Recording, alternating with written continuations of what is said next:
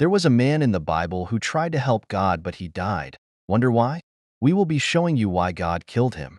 And during this course, show you how King David's wife was utterly dealt with by the Lord God Almighty. Watch and be blessed. God is the most powerful being in the universe, and he can protect himself. He doesn't need any human protection. Let us all learn from this story today and follow God with fear and trembling.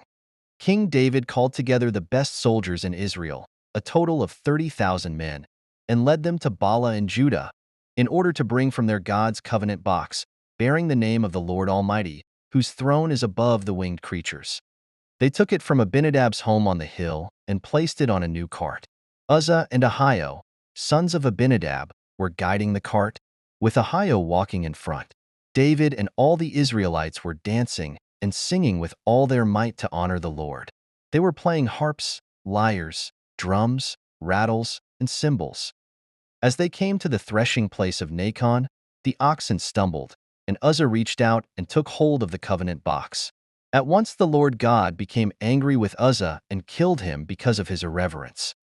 Uzzah died there beside the covenant box, and so that place has been called Perez Uzzah ever since. David was furious because the Lord had punished Uzzah in anger. Then David was afraid of the Lord and said, "How can I take the covenant box with me now?" So he decided not to take it with him to Jerusalem. Instead, he turned off the road and took it to the house of Obed-Edom, a native of the city of Gath. It stayed there 3 months, and the Lord blessed Obed-Edom and his family. King David heard that because of the covenant box, the Lord had blessed Obed-Edom's family and all that he had. So he got the covenant box from Obed's house to take it to Jerusalem with a great celebration. After the men carrying the covenant box had gone 6 steps, David had them stop while he offered the Lord a sacrifice of a bull and a fattened calf.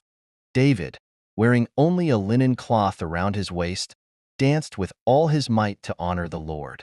And so he and all the Israelites took the covenant box up to Jerusalem with shouts of joy and the sound of trumpets.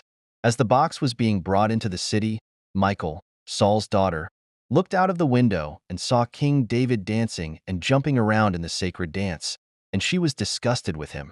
They brought the box and put it in its place in the tent that David had set up for it. Then he offered sacrifices and fellowship offerings to the Lord. When he had finished offering the sacrifices, he blessed the people in the name of the Lord Almighty and distributed food to them all. He gave each man and woman in Israel a loaf of bread, a piece of roasted meat, and some raisins. Then everyone went home. Afterward, when David went home to greet his family, Michal came out to meet him. "The king of Israel made a big name for himself today," she said. "He exposed himself like a fool in the sight of the servant women of his officials." David answered, "I was dancing to honor the Lord, who chose me instead of your father and his family to make me the leader of his people Israel. And I will go on dancing to honor the Lord, and will disgrace myself even more. You may think I am nothing, but those women will think highly of me." Michal, Saul's daughter, never had any children.